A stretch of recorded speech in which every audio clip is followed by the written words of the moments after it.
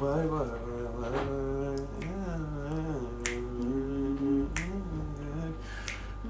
let's put these links in her real quick. Period.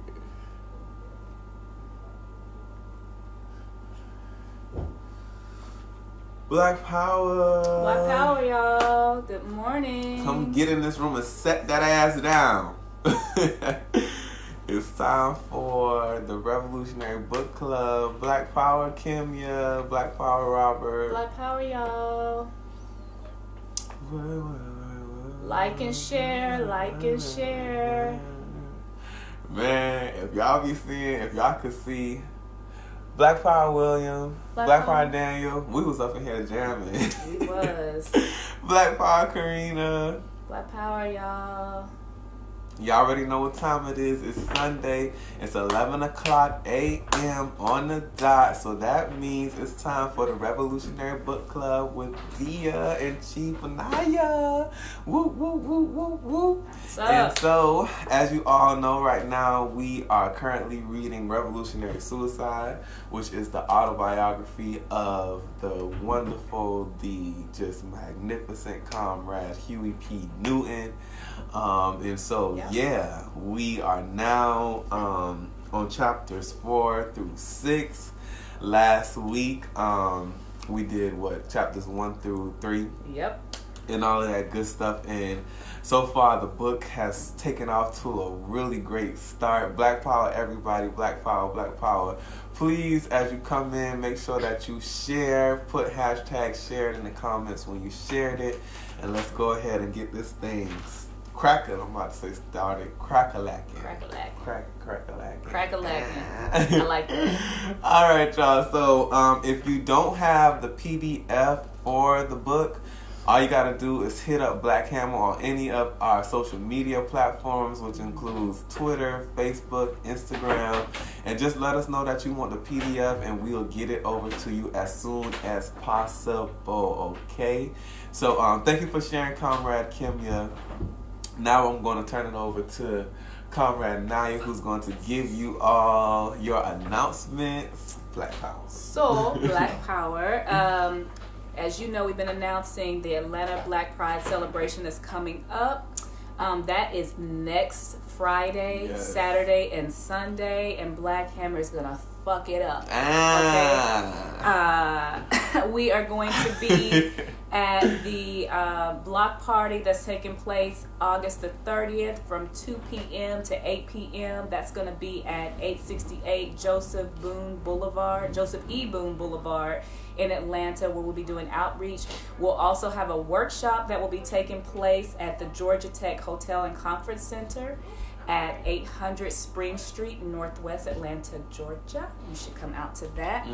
On Saturday, we're going to be speaking at, Black Hammer will be speaking at the LGBT Greek Meet and Greet at the Georgia Tech Conference Hotel and Conference Center. So you need to come out to that, see what we're talking about. And we'll also be doing outreach. So we're going to be all over the place. And Sunday, on the 1st of September, we're going to be with Black Hammer, and Dia is going to be performing. You don't want to miss that. And we're going to be at Kenlow Park. I'm going to do a little nasty dance like Yeah, we got to be a little ratchet. So, come out and see what we talking about, see what we doing. So, yeah, we're going to be there. So, you don't want to miss this. So, come out. Yes. So, I mean, we created this segment, but I think we've been actually forgetting to do it. But it's the hashtag, what's on your bookshelf? Yeah. So, we want to know what you might be reading at this moment in time. You know, we want to know what's on your bookshelf and all of that good stuff. So, hashtag, what's on your bookshelf? Tell us what you're reading right now. And we're going to go ahead and get started. So, we're starting off with chapter 4. And in chapter 4, Huey P. Newton is basically speaking about the influences on his life, at that point of being an adolescent. And mainly, he speaks about his father and his brother Melvin. And, how he speaks about his father, he describes him as this extremely prideful African man, and for Huey, it's actually kind of surprising for him because his father is from Louisiana. From the South. From the deep South, from the trenches. And he says that it's unheard of for, any black man from the South to have such pride within themselves. And, he just speaks about, how his father never backed down from any white man at all, no matter what. Like, he speaks about an incident where his father is with his co-workers, and after work, they pull up outside in front of this white man's house, right? So they just chilling, kicking the shit, laughing, and all this other kind of stuff like that. But they don't know that it's a white woman sitting on the porch at this moment in time. So basically, of course, the white woman gets flustered and all this other kind of shit like that. And she wants them to leave. So the brother, as it's described in the chapter, comes out. I think he has like an axe. He has an axe or something like that. Yeah, it was an axe. So Huey's father and his co-workers, they decide, okay, let's get the fuck out of here. We're going to go ahead and go. But as they get down the road, Huey's father jumps out of the truck by himself and actually walks back to the man who is still, to this cracker who's still holding his motherfucking axe and shit like that. And basically it's like, cracker, what you planning on doing with that? Why you coming out here with an axe and all of that kind of stuff like that? Now, mind you, his father is a pastor, so he may have not said it in that fashion, but that was the aura. Yeah. So the white man's response is just like, well, you know how Southern women are when you just gotta show a little show of force or something like that. And I guess this is supposed to be, his type of apology to Huey's father or whatever. But, he just speaks about how impactful that was for not only him, but for his family, and just how this pride that was expressed by, their father gave them this kind of hope, and he speaks about how was it even possible for his father to be able to make it through all of these experiences, and not be hurt or harmed or anything like that. I don't know how many of y'all are from the South, but there's a certain attitude that it's several different expressions that's used for it, but know your place. That's kind of one of the most common ones. And so, for him to still be alive and to live through several occasions where he stood up. And then Huey actually did go into that, or why he thinks that possibly what could have helped him. Yeah, exactly. Being somebody who was mixed biracial and having what he said, the blood of several locals, that could have been why he was spared. But even then, you still have a certain place in, His daddy was just like, fuck that. Yeah. And if you didn't know, Huey's father, again, as Comrade Naya said, his father was white, but his father raped an African woman.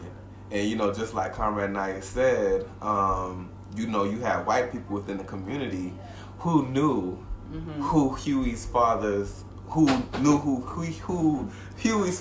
father was.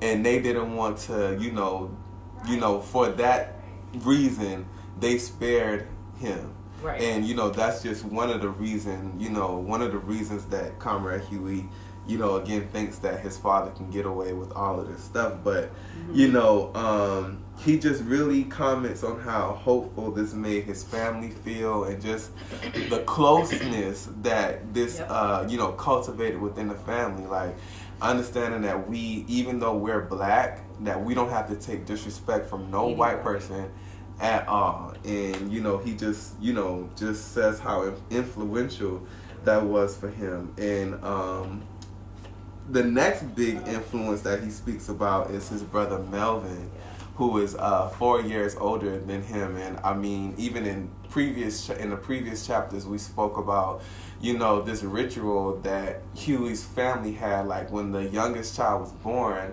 like the oldest, well, not the oldest, damn, how do I say it? Like, You talking about of the 4? Well, no, it was 7 of them. Yeah. So basically, it was the responsibility of the sibling who came before you to take care of you. The next that you would be responsible for him.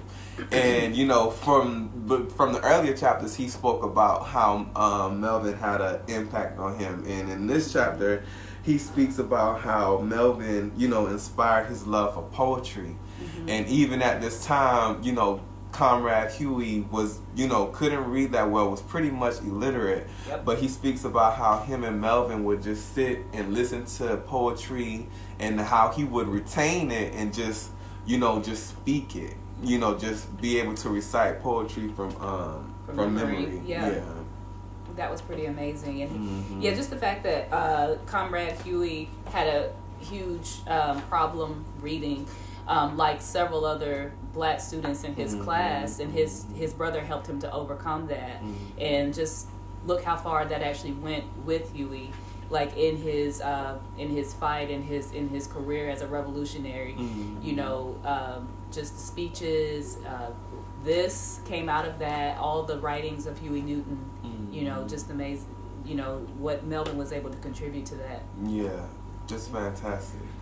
And when reading this chapter and just seeing Huey speak about the influences on his life, as an adolescent, for me, a really huge influence, growing up as an adolescent was my grandmother, Dorothy Simmons, aka Peaches. And in a way, I want to say that she reminds me of Huey's father. And my grandmother, growing up, was never one to shy away from, any type of, any type of problem. She was there to face it head on. And that is something that she instilled, within her grandchildren. She would always say to me, you don't take shit lying down. You stand up and you speak, with a clear voice, and you make sure that you're heard. And, I'm sure all of us have had, that one elder within our family, whether it's your grandparents or even like your mother. Now, my mother was also a very big influence on me as well, too. And my mother is stone cold working class, and I'm talking about the type of African woman that just is ready to put you on your place like that. I'm talking about taking no types of shit, none of that, And it was just it's even now they still influence me, when we're going through different things, and sometimes you just have to think, well, what would Peaches do? What would my mama do, and stuff like that. So well, my elder that influenced that, she's deceased now, but it was actually my great grandmother.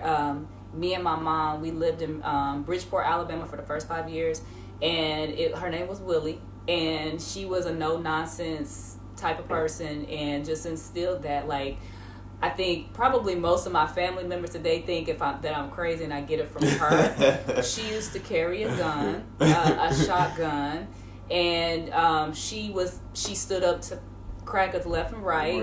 And she was just no nonsense, and she just instilled. I think that lives within me because I'm just like that.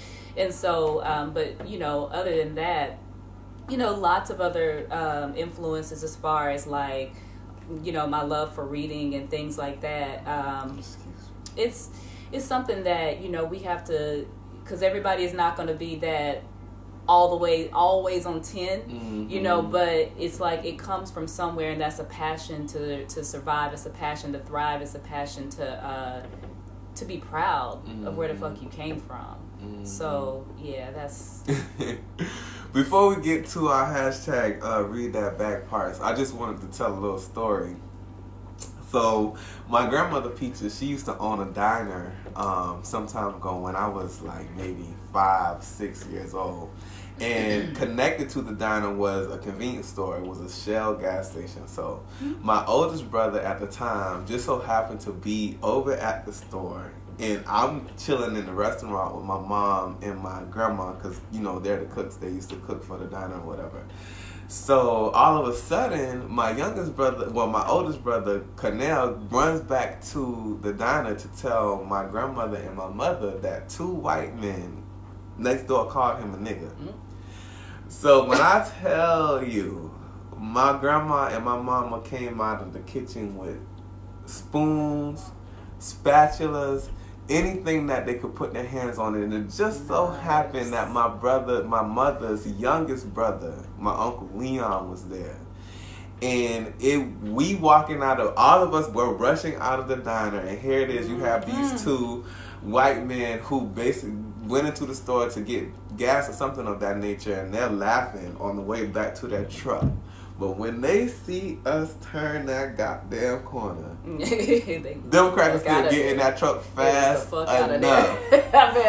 And I have never forgotten that incident. Like, even I can remember standing behind my grandmother's legs being like, cracker, cracker, cracker.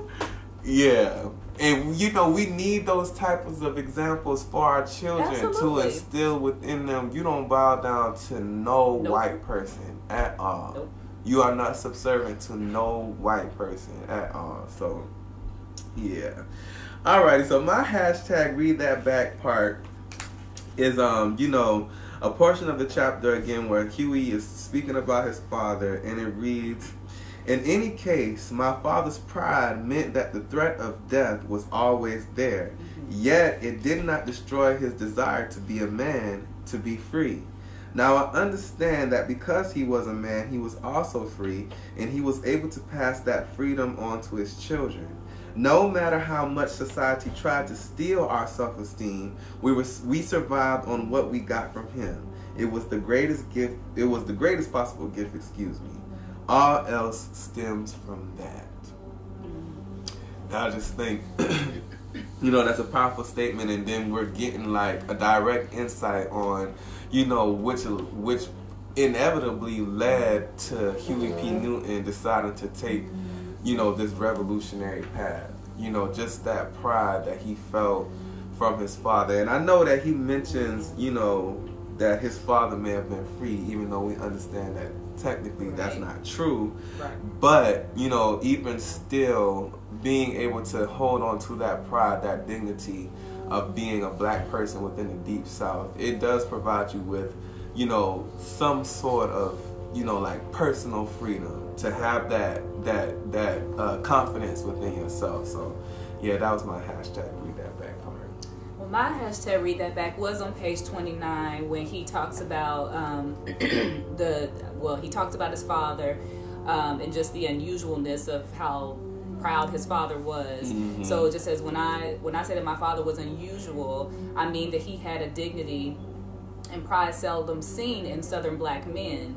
Although many other black men in the South had a similar strength, they never let it show around whites. Mm-hmm. And to do so was to take your life into your hands.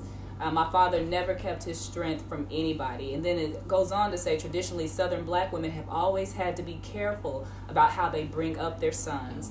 Through generations, black mothers have tried to curb the natural masculine aggressiveness in their young male children, lest this quality brings swift reprisal. And when it goes on into that, it just makes me think that, you know, we as women, because even as a revolutionary, and even knowing that, you know, while we're doing what we're doing, it does scare me to where, you know, if my son is anything like me, you know, what will he endure?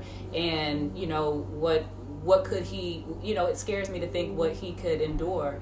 And, you know, it's like you want to put that fearlessness in them, but you also want to protect them, and you want to tell them, you know, try to get out of the situation alive, but don't let this happen. So it is a certain thing, especially in the South. Not say that it doesn't happen anywhere else, because, you know, Huey grew up in Oakland, and there were still things he needed to be aware of even out there. But in the South, you know, it's just a way that when you see this person, you say, yes, sir, yes, ma'am. You know, all those things are instilled in all of us. I don't know how that skipped me because I've never really been traditional in a lot of senses, but that is something that in the South that it tends to be what we instill in our children. We want to make sure that we know, when you're dealing with Mr. Such and Such, it's almost like that. And I hate to use it because it was something that's not our fault, but it's like that old slave mentality has been passed down from generation to generation as a means of survival and protection. So that was my read that back. All right, Black Power. Let's see what's going on here in these comments real quick. So, let's see. Oh, we got a lot. Y'all make sure to like and share now so we can get this political education out there. Let's see. All right. Okay, well, we got some hashtag what's on the bookshelf. We have Comrade Kimya, who's reading the Harley Merlin series, book 9. Comrade Christopher says, I gotta get an Uber, I'll be right back. Okay, so his hashtag read that back part says, the stupid link. Right. Okay. Hashtag read that back. The strong sense of self-worth created a closeness among us and a sense of responsibility for each other, page 32. The desire to read in the books he read changed my life profoundly. Black Power. He also says, hashtag read that back. To be white is to have power and authority. And for a black to say anything to them is betrayal. That's page 46. By snitches get stitches comes to mind. Okay? Comrade Daniel says, my mom and my dad are both hard-nosed folks when it comes down to me and my siblings. Comrade Kimmy says, in the South, napkins want you to defer to them and be subservient. She said napkins. Kimya, I'm gonna use that. She called them napkins. Want you to be defer to them and be subservient. I'm like, what the hell is Kimya talking about? I got you, comrade. I got you. Napkins. Comrade Cameron says, my great granny beat up a white lady for calling her buckwheat or black beef. That's what she should have done. Period. Classic granny story. Comrade Erica says, different aspects of black manhood being played out in his father and siblings. Yes. Thank you for sharing, Comrade Gigi. We have another comment from Comrade Daniel, which reads, it's crazy King Ozymandias by Botticelli is my second favorite poem next to The Dream by Lord Byron. I was shook when I read that in Revolutionary Suicide. Black Power. Comrade Cameron says, I think my grandpa got into a fight with these white boys and hit a white lady tire jack.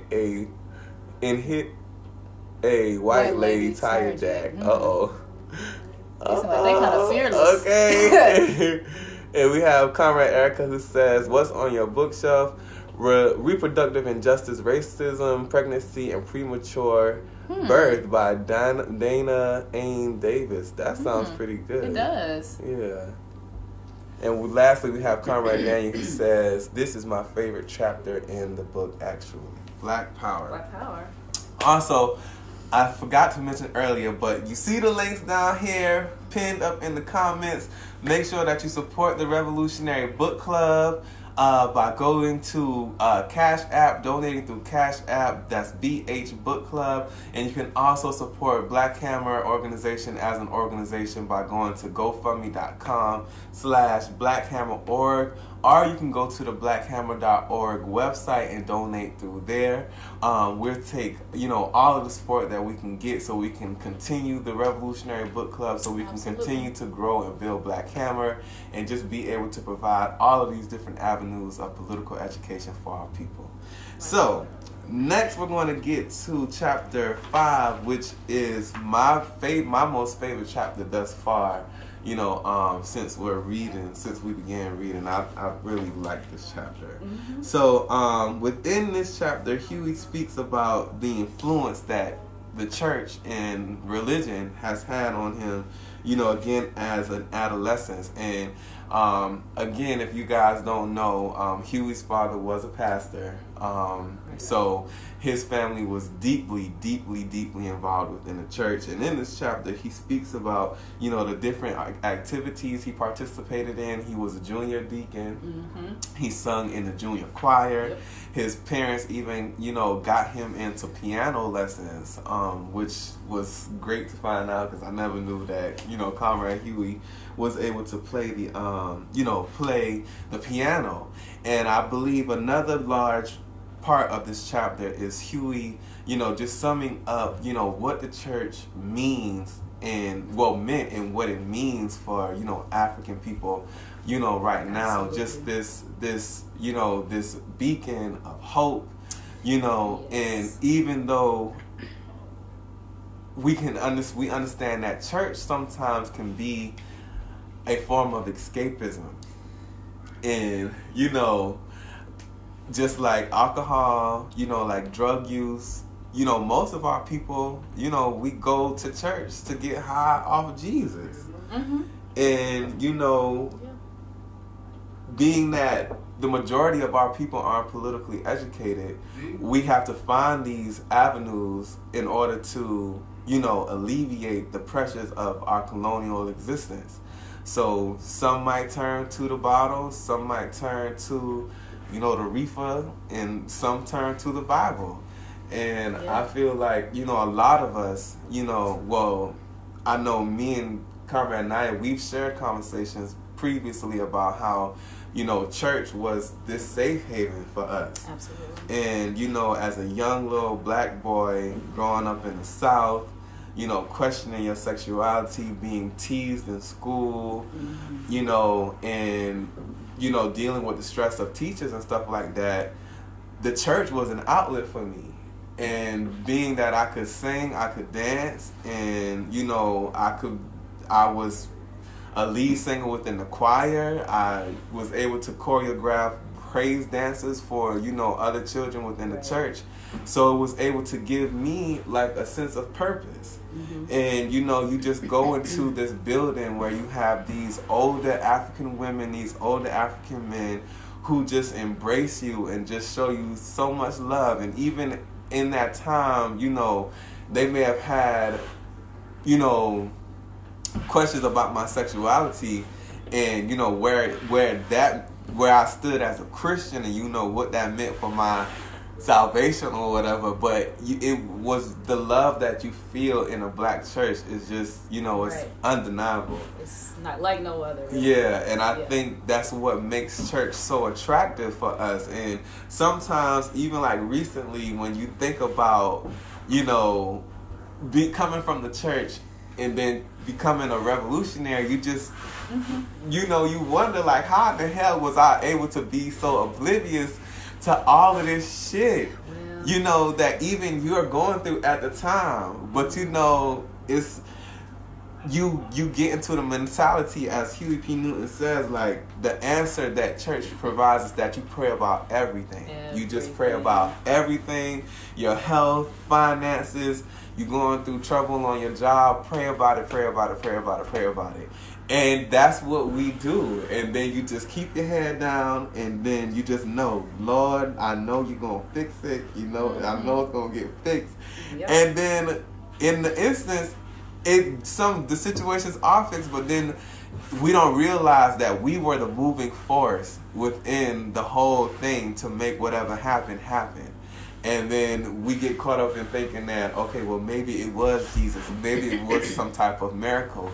When it's just you as a colonized African person, as a colonized indigenous person, doing what you have to do, to survive. Mm-hmm. And it's like, damn, bitch, I'm not about to give all the credit of my hard work to some white man up in the sky that nobody has ever even seen before,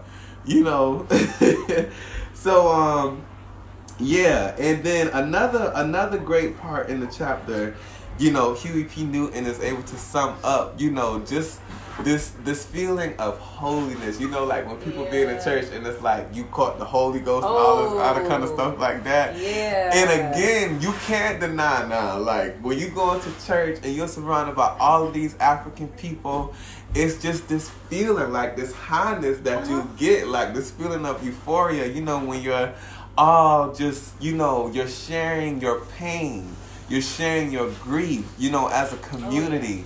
And all of that is being exchanged, and then you just have this hope. Don't worry, brother. Don't worry, sister. In the morning, it's going to be okay. We're going to be all right. It's going to be okay. And it's that feeling. It's just, you think you're feeling Jesus, but it's just you're sharing that with your brothers and sisters. We're sharing that amongst each other. And Comrade Huey says that, what we're seeing in the church is something that we should be seeing out within the community. Absolutely. Meaning that we don't have to go to some building every Sunday between this hour and that hour to be able to come together and not, just discuss our problems, but to be able to speak to, the ways that we can solve them. And, he even raises that criticism of the church that, we can come in here and we can pray about our problems, but what's the next step? What's the next step? And, we've heard many pieces on, how people think that, well, not people think, but in many ways, if you're religious, you can see that Jesus was sort of a revolutionary. He was. Yeah. I mean, like, he was kicking the capitalists out of the different temples and stuff like that. And, he said that, it's easier for... a camel to go through the eye of a needle, right? Say it, comrade. Yeah. Say it. He was actually an anti-capitalist. Yes. And, this is not, a bashment to our brothers and sisters, if you attend church and stuff like that. But, all we're saying is let Jesus be that true example for you. And even in the Bible, it says that faith without works is dead. So if you praying about it and not taking the steps to overturn it, you can see how religion can be a motivator for revolutionaries. You understand what I'm saying? So, it's not to look down on it, but we also have to understand that prayer is not going to end colonization. Prayer is not going to end white power. It's not going to end, white imperialism. You can pray, that you get the strength to fight this thing, to fight these battles or whatever, but without the word, it's not going to happen. It's just nothing. And I wanted to read this part where he's I believe he's quoting James Baldwin, when he's speaking about these strange feelings that he's experiencing in the church. And he says, even though I did not want to spend my life there, I enjoyed a good sermon and shouting session. I even experienced sensations of holiness, of security, and of deliverance. They were strange feelings, hard to describe, but involving a tremendous emotional release. It's nothing like having a hard-ass week, then going to church, and just, even if you got to shed a little tear just to release it. And then after church, you just know you have this feeling inside, this feeling that everything is going to be okay. So though I never shouted, the emotions of others were contagious. One person stimulated another, and together we shared an ecstasy, and believed our problems would be solved, although we never knew how. Right. James Baldwin has described this religious experience very well in The Fire Next Time. He writes about the excitement and ecstasy that can fill a church during the service. There is no music, he says, like the music, no drama like that drama of the saints rejoicing, the sinners moaning and the tambourines racing, and all those voices coming together crying holy unto the Lord. Their pain and their joy were mine, and mine were theirs. They surrendered their pain and joy to me, I surrendered mine to them. Once you experience this feeling, it never leaves you. It never does. And to be honest, sometimes this is why sometimes I listen to gospel music, just sometimes, because it makes you feel good. It makes you feel hopeful. So, yeah. I mean, hey, as somebody who was very deep in the church, Baptist background and everything, I remember, and that feeling is very familiar to me. I remember bringing your problems or whatever was going on to the altar, leaving it there. I remember. And so it is something that we as Black people have traditionally done. We've always had to figure things out, and we never take the credit for it, but we always figure it out, and being amongst each other and knowing that we're not by ourselves in this, and praying for each other. And then, what Huey said about what you had mentioned a second ago about, he said this was a microcosm of what ought to have been going on outside in the community.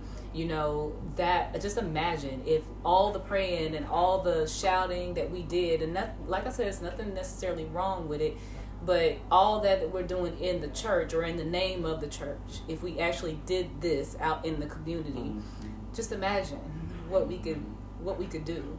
So another major part of this chapter, Huey, speaks about the makeup of the church. In the church, you see all of these African people who are going through all of these different problems, all of these different contradictions, just so in despair and so helpless. And then he speaks about, the world outside of the church. And mainly the example he uses is his second oldest brother, Walter Jr., who is known in the community as Sunny Man, as a hipster, who is this hustler. And Huey doesn't make it plain that, his brother may be dealing drugs, but we know what a hustler means. And he just speaks about, like how he didn't see his brother having these different problems that he saw, people within the church having, and how that made it so appealing to him, so much so that if someone was to ask him who he wanted to be like when he wanted to grow up, he would say his brother, Sunny Man.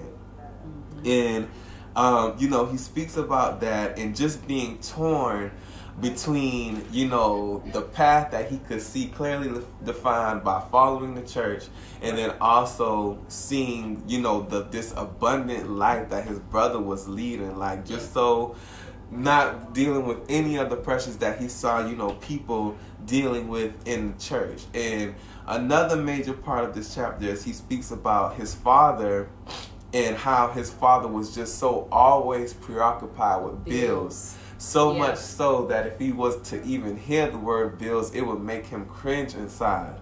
And, just this continuous struggle that not only Huey saw his father go through, but what we saw our parents, going through, stressing over bills, like thinking, just, yanking out your hair, like, how the hell am I going to pay this bill? How the hell am I going to pay that bill? We've all, been a witness, to this. And Huey speaks about the desire to not have to see his father go through this, the desire to not see his family have to worry about, how is this bill going to get paid? How is that bill going to get paid? And in turn, we see, like, many of our older siblings, go out into the streets, get involved in this illegal drug economy that was placed within our community by the same government that is, dragging us down with these bills and stuff like that. Right. And, I can, from my experience, like, I can just remember, like, when I was in college, it was hard for me to call my parents and ask for anything. And it wasn't that I held some type of resentment towards my parents, but I just understood how hard up for resources we was. Right. And it just made me not even want to mention anything. Like, at times I would ask my father, like, Dad, can I get some money? And it would just be this whole look of exasperation, like, damn, dear, what do you need money for? That would sometimes be the response. And then it was just this thing like, don't worry about it. I'll make it work. I'll figure it out. And I feel like, even that contributed to, the sense of independence that I had. But that just goes to show you like how locked into this struggle that, you know, African people are, to where you could be literally starving, but you know it's harder for you to ask for help than it is, you know, for you to ask for help to help you out of the situation that you might have been in. So I mean, it's just really, it's no question. It's really no question why so many brothers and so many sisters turn to, you know, becoming hustlers and doing all of these other different things to, you know, make ends meet. And Comrade Huey speaks about how his father took on 2 to 3 jobs at a time, and yes. even his check still didn't cover the expenses that his you know, that his family was having. Black Power, Comrade Valencia. Black Power. Yeah, this was I mean, just the reality that had set in and everything, and for a child to really have to internalize like that at a young age, for bills to become like a profane word and everything. Yes. And I think I remember even at one point, you know, I remember feeling like I needed to wake my dad up, because if he didn't go to work, he was going to lose his job. And I was like, well, you know, and he would work swing shifts. So, you know, sometimes he was just tired working 12-hour shifts. And I remember one time I got up and I was like, Daddy, do you have to go to work? And everything. He was like, and he almost overslept. But it was just, you know, that was something, that was something that I was concerned about at that age. And, you know, just something, it's just a reality a lot of our children, African children, colonized children, have to accept much younger in life that they have to be aware of. How, you know, you might have to, how are you going to get your next meal? You know, what are you going to do? How are you going to, you know, get what you need for school?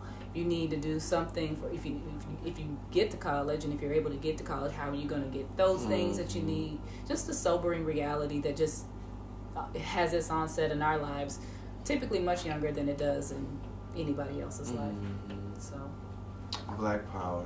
So my hashtag read that back part comes where, you know, Huey P. Newton is basically even describing the crux that every, you know, African young man and African young woman comes to, where you have to make a decision almost, is, you know, am I going to participate, you know, in this street life, or am I going to go and get an education? And even he makes the comment that for those of us who even do go and get an education, you know, just the probability of us coming back to the hood, you know, getting back involved with the illegal drug economy and things of that nature. So it says, both avenues seem to offer a way, but I could not know which road was best. I had seen blacks take the education road and get nowhere.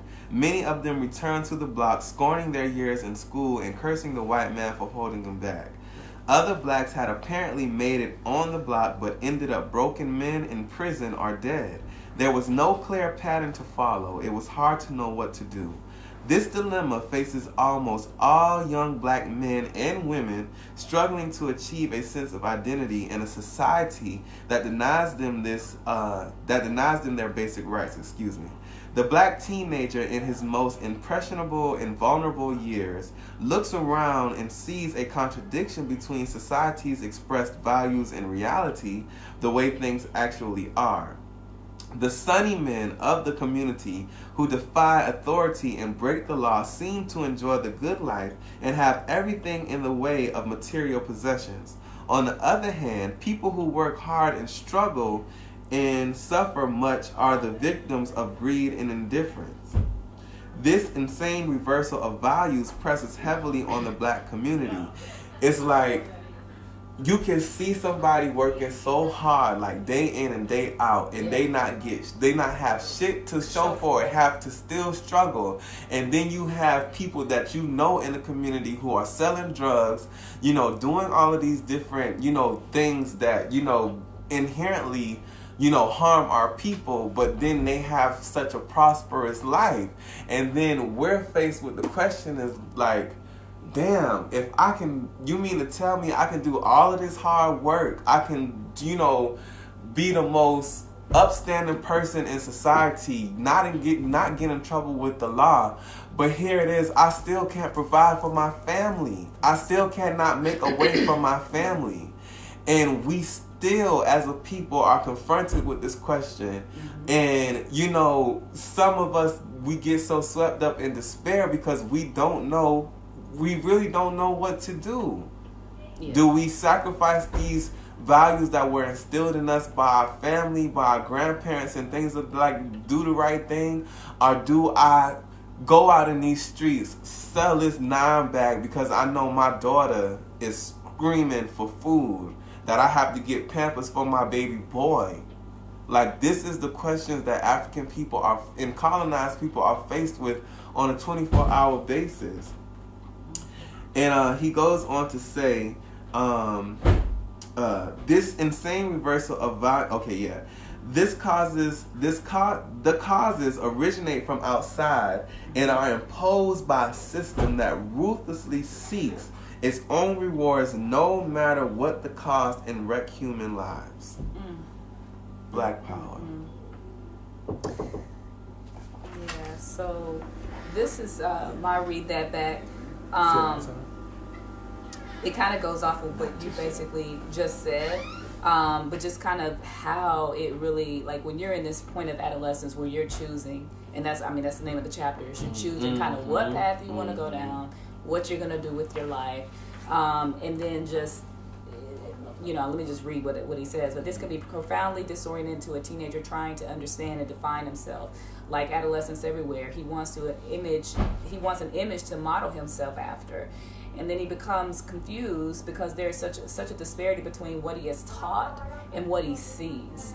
Most adolescents in black communities expect no justice from school authorities or the police. So that's something that, I mean, most of us, whether we really believe it or not, when we get to high school or when we get to a point in our lives where we realize the system doesn't work in our favor, you shouldn't expect anybody to, like school, or the police or any criminal justice system to do anything in your favor. So that's another sobering reality that you have to come to. And then further down it says, in attempting to cope, the teenager seeks some kind of protection for himself in order to survive, some way of dealing with the contradictions that surround him, the ones that you're aware of, the ones that you're becoming aware of. You're saying this, but I'm seeing this. What the fuck? And then this usually takes place in a form of resistance to all authority. So that's why you see people who decide to say, you know, start really early exhibiting the behaviors that you see in school. You know, you already feel powerless.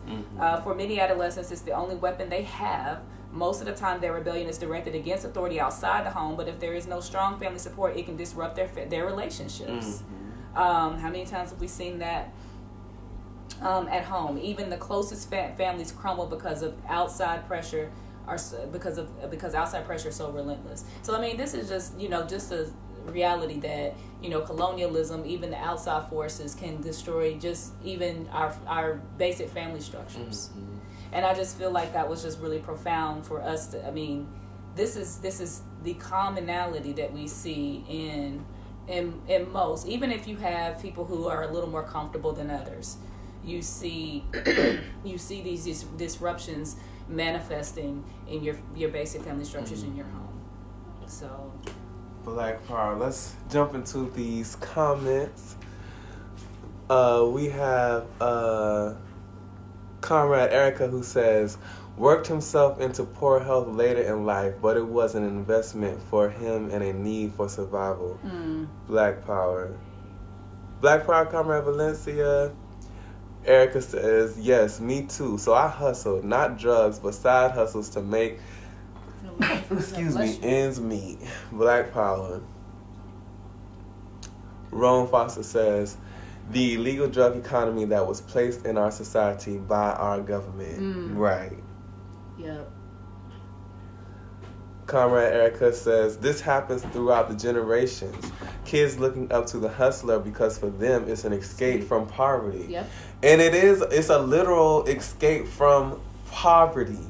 Like their economic development within the black community, within our colonized communities, is basically non-existent. So what other forms of economic development are you going to turn to other than being in that kitchen whipping up that rock and going on that corner till about 6 o'clock in the morning just to get some resources? And it's a contradiction, but it's just reality. Yes, it's definitely a contradiction.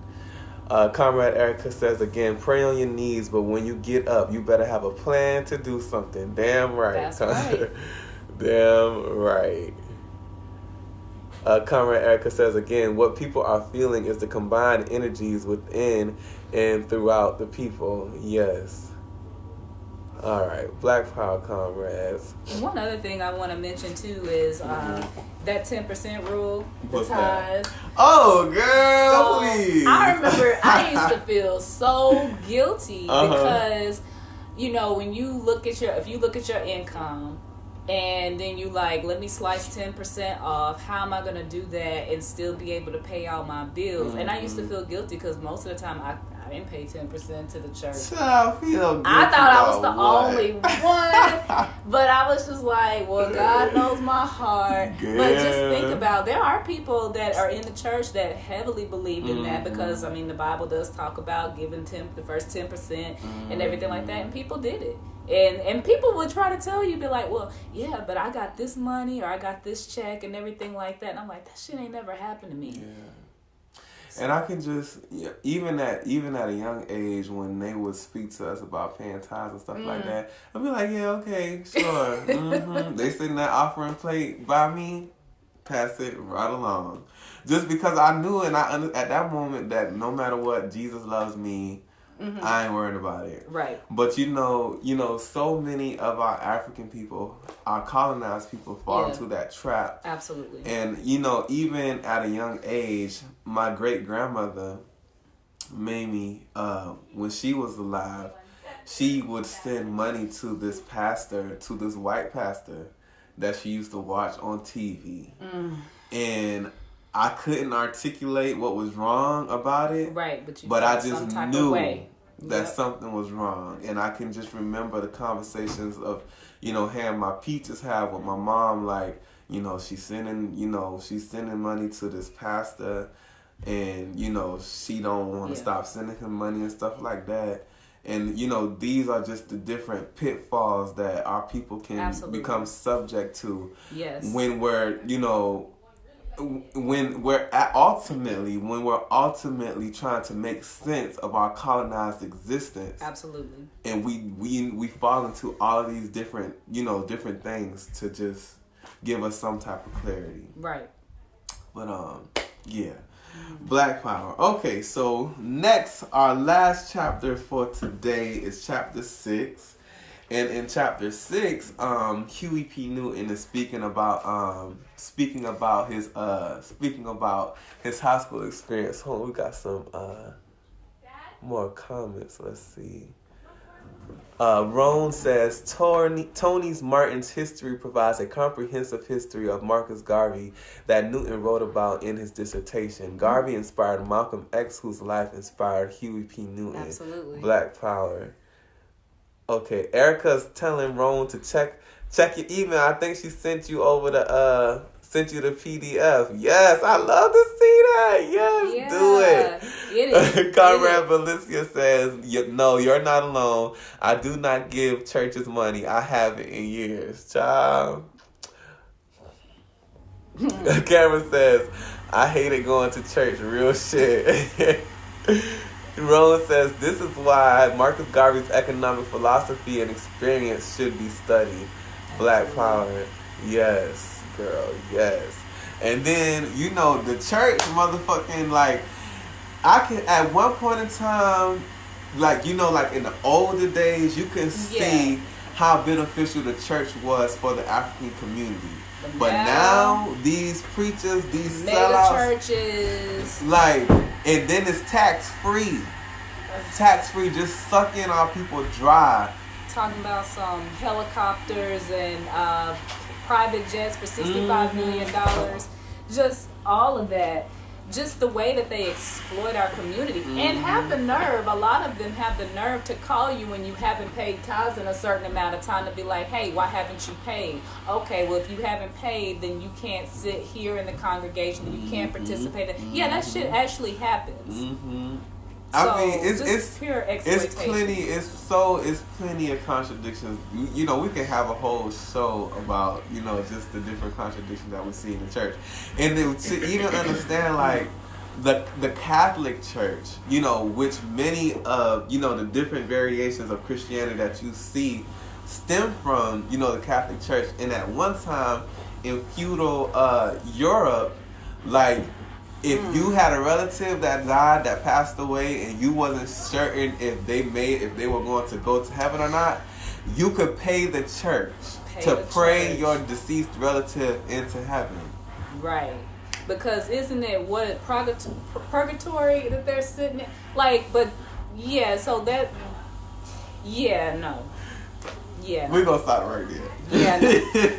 But yeah, so anyway, in chapter 6, Huey is speaking about his high school experience, and you know, he has already made it clear, like throughout his whole high school, throughout his education up until this point, how, you know, he has been attacked, as so many of us are, you know, as we go through this colonial school education system. And at this point, he was attending Oakland Technical High School, but he was kicked out because he was placed in a situation where the teacher, this one particular teacher and the principal, told him that for the remaining of the semester, for the remaining of the school year, he was not allowed to say anything in the classroom. And even this was punishment for an incident, I believe he said, that happened like the previous day. Like the order, is it the previous school year? It was something like it was, I want to say it was like the previous school year, but I was, well, maybe it was something that had happened. Let's see, the principal is teacher, I could come back if I said nothing in class for the remainder of the semester. So it was something that had recently happened. So Huey just happens to be in class, and he raises his hand to ask a question, and the motherfucking teacher snaps on him. Put your hand down. I don't want to hear nothing from you for the rest of the semester. So in turn, and rightfully so, Huey responds, how am I supposed to learn anything if I can't ask you any questions? And he gets up and he walks out of the classroom. So from at that, just like, listen, this is the reality for our African children every single day. Like, say for example, your child is put in the same predicament. How is your child supposed to come home to you and explain to you that their teacher told them that they can't speak for the rest of the semester, and that, you know, they get up and walk out of the classroom? Which technically, I mean, logically so, is the most logical thing to do. But it's because this colonial school system holds so much weight that some of our parents would rather take the side of the teacher rather than taking the side of their child. And this is the situation, this is the predicament that colonialism can put us in. It's the situation that this colonial school education system can put us in. And I just really want to stress this, because we never really understand the extent of the pressures that our children have to go through. And then to even compound that with the constant presence of the police in the classrooms, with the constant threat of the teacher just making you do some outrageous thing, or you know, just being so hostile, you know, towards you.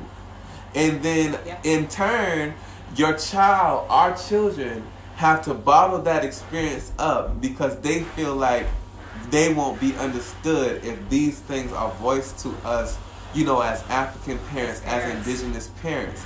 And this is something that we have to always remain cognizant of. So, so he speaks about that. And so after he leaves the classroom, he ultimately transfers to Berkeley High School while living with one of his older sisters by the name of Myrtle. So when he moves there, of course he doesn't know anybody. He doesn't know any friends, you know, at this moment in time. And he speaks about his first experience being arrested by the pigs. And at this time, he's 14 years old. So he meets up with this group of girls from the school, from Berkeley High School, and they invite him to go to a party. And even though he declines, he decides to walk with them anyway because the party is going in the direction that he's going in. So might as well just walk with these ladies. So as they're walking, they get pulled up on by another group of black boys from the same school, and they confront Huey for walking with their girlfriends. And he even knows one of the guys that's in this group by the name of Mervin. And as this confrontation is unfolding, he even says, "We know each other, we're friends." And Mervin responds, "Yeah, we may be friends in school, but outside of school ain't none of that." So they end up jumping Huey, but he does not back down, not one time. And the girls, are screaming, telling him run away. But Huey knew that he had to stand up and show that, nah, nigga, I'm not going down, even losing some teeth behind this. So after this happens, he decides to retaliate. So he goes to school with a hammer that he has and an old pistol that doesn't work because it lost the pin, the firing pin that you use to shoot the gun. So he goes to school, and I believe the first person he attacks is Mervin, but he says that even as he's hitting Mervin, with the hammer, that it doesn't even really faze him. Whatever. But he's ultimately arrested for having the gun on him, and he's 14 at the time. So when he's arrested by the police, they put him in juvenile hall for like a month. So after he comes out of there, Berkeley won't take him back. Right. So then he's forced to transfer back to Oakland. Again, where he's still having these problems with the teachers there. But he buckles down and he ends up graduating anyway. Right. And another portion of this chapter, he speaks about how him retaliating was able to bolster his reputation as a fighter, and just the respect that he received for not taking that taking the beating that he got by these dudes, and just standing up for himself. And he's able to get his first car, and he comments on how people talk about his driving style, like how he would drive so reckless that it would end up in fights with the people that was riding with him or whatever. And I think he talks about like how he would go down the hill like real fast, and then just immediately slam on brakes, and then they get out of the damn car and everybody panicking. And he talks about also how the trains will be coming, and how he would as the rails would come down to block it. He'd swerve on around that, and then that would end into another fight. But he just also commented, even though how him and his friends would get into fights and stuff, it just made the bonds deeper. Mm-hmm. But he also speaks about how these situations had an effect on his mentality, just thinking that, that he had some type of special touch or something like that. So much so that at one point he thought that he was invincible from death, because he would get involved in all of these different things, but he would come out unharmed. And he speaks about how it contributed to the fact that he wasn't fearful of dying. And he says what was able to bring that reality back is seeing the depths of his different comrades, and then him coming to the understanding that even though I don't fear death, I know that one day it's going to come for me. Yeah. Well, I have a funny story. Like, I could relate to him with the crazy drive. Now, I never messed around with railroad tracks, because there was a kid that died where I'm from he was playing around railroad tracks. So just in that area, we were, I was always really conscious about that. But there was this guy that I used to talk to that denied that we had seen each other. And then we used to hang out on the square in this small town that I'm from. Everybody used to go there. And I saw him with this white girl that he was dating. And it pissed me off so bad. So I saw him and everything like that. I used to drive this little blue 1992 Geo Prism. And I waited for him. And then I pulled up beside him and everything and looked at him watching me. And I had my friends in the car. My wife was in the car with me at the time. We weren't together at the time. And then he said something smart, and then I backed up and I hit him. What? I hit him. I didn't seriously injure him, but I did back up and I hit him. Yes. And he said he wasn't gonna fuck with me no more because he realized I was crazy.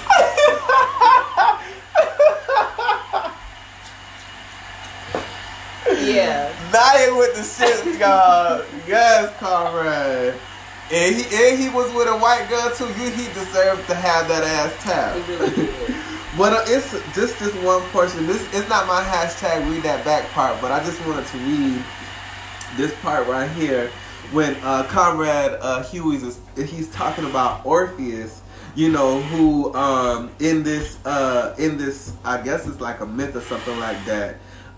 Orpheus is someone who tries to outmaneuver death, but even just faced with the fact that human history has proven that no matter what you try to do, we are going to experience death. Right. And so he says, in spite of this, the only way that Orpheus can maintain his dignity is to be unafraid and attempt to outmaneuver his oppressor. This seems characteristic of human existence, for although all of us are sentenced to death each day, we try desperately to get away from it. If we cannot, we try to put it off by acting in a manner that discredits death and eliminates our fear of it. This is our victory. Yeah. Comrade Erica says Greek philosophy, yes. So my hashtag read that back part comes at the end of this chapter, which was rightfully titled High School. And Comrade Huey says, hashtag read that back. My high school diploma was a farce. When my friends and I graduated, we were ill-equipped to function in society, except at the bottom, even though the system said we were educated. Maybe they knew, and even now we can't even say maybe, because we know that they knew what they were doing, preparing us for the trash heap of society, where we would have to work long hours for low wages. They never realized, though, how much they had actually educated me by teaching me the necessity of resistance and the dignity of defiance. I was on my way to becoming a revolutionary. Black Power. Black Power. That was my read that back too. Okay. It was, and with good reason, because just the things that he was already talking about at that time, everything they opposed, I supported. That's how I first became a supporter of Fidel Castro, the Cuban Revolution, the things that they, of course, are not going to teach you about in school. And if they do, they're going to make it to where these are looked at as enemies of all black people. And so, for him to already be on that path, he defended. I heard teachers criticizing Paul Robeson. I defended him and believed him. Even when I knew very little about his life, they started putting down Castro and the revolution of the Cuban people. I knew it must be good. So he even caught on to the fact that if they're promoting it, this is something I should probably support. Right. That's a very smart individual to already be on the path in high school. These are things that I might not have even realized until I was in my late 20s, early 30s. So, that was definitely profound to me for him to already be on that path. And yes, he was definitely on the path to becoming a revolutionary. I mean, obviously, one of the greatest that we would ever have the honor of knowing about. Absolutely. So let's see. We have Comrade Erica who says he knew that if white people were against it, it had to be no good for us. Absolutely. Comrade Roan says the high school education, like a lot of ours, was conservative. Let's see what else. Erica says, see, that was done by design. Still is. Yes, it most definitely is. Comrade Valencia says, yes, sis. Girl, now you about that life. Now you about that life. Now you about that life. Erica says, ma'am, you was wild, but I respect it. Girl, please, let me would have rolled up on somebody I was supposed to be seeing and they out with, and not only just with another person. Not just another person. But you out here with a toilet seat individual? What? What? See, Naya might have tapped him, but I had to. You was going to sprain an ankle. You might got out of there with a broke collarbone. With the, I wasn't going to be satisfied until I seen your ass flying over my windshield. Okay? I wanted to. I really wanted to. Listen. Comrade Roan says, Huey said, okay, hold on, let's see. Come on now.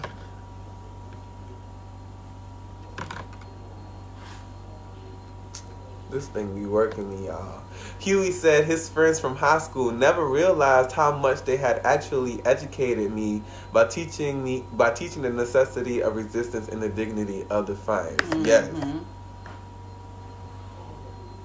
Erica says, Huey was really doing well for himself, better than some brothers do now in terms of getting things like a car. Yes, they used to, he said they call it the gray roach. The gray roach, yeah. The car that he had.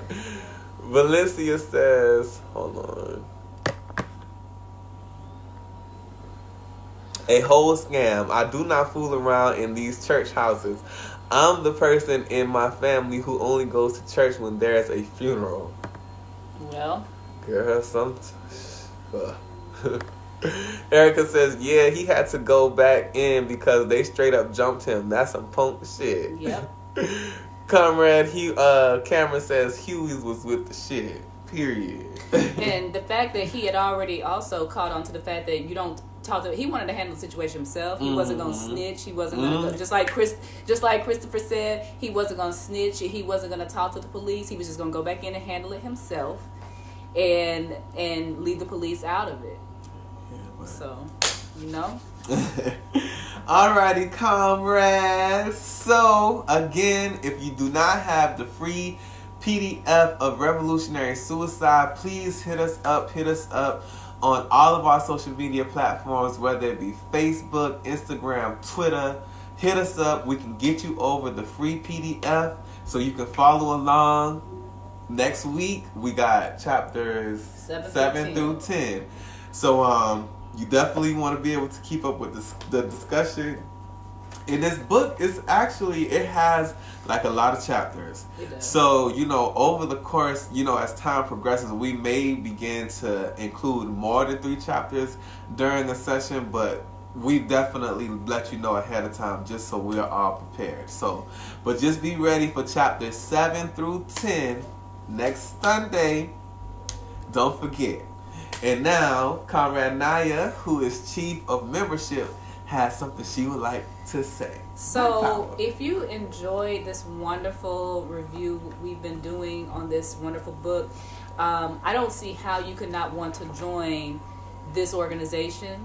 I don't see how you wouldn't want to be a part of something as revolutionary as Black Hammer and what we're trying to do to be a self-determining organization that just liberates our people. And so we need people as a part of this organization. We need people to help promote the book club, to be a part of the book club.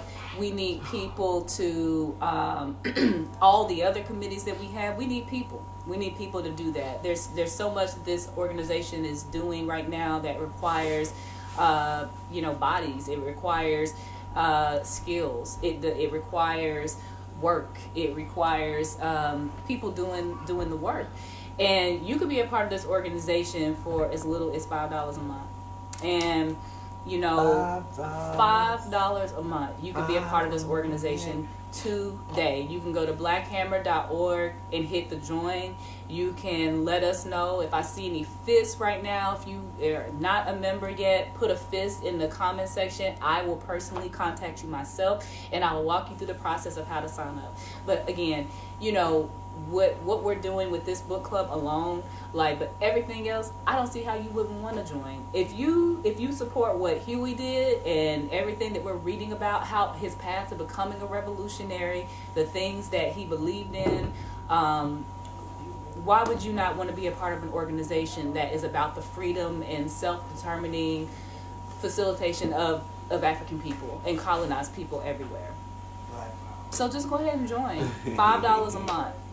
Just do it. And even if you don't want to be, you know, a full member, you can donate on a monthly basis. Become a sustainer of the organization. Again, absolutely, as low as $5. And even though you may not be able to participate fully in the work, your resources are going towards supporting this revolutionary organization that is working each and every single day to build for the revolution, to build towards the liberation of African and colonized people all over the world. So any way you look at it, you can still participate in the revolution.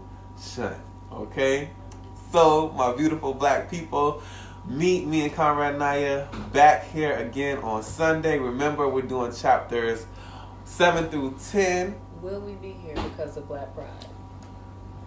Might be the Sunday after next. Oh, girl, you're right. But we'll put out an official statement to let y'all know how we're going to be moving about for next Sunday. Dang, I didn't even think about that. Hold on, wait.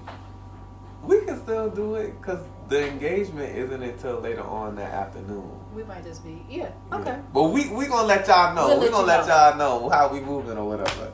But anyway, Black Power. Remember, always remember, keep your head high, but your fist higher. Black Power. Black Power.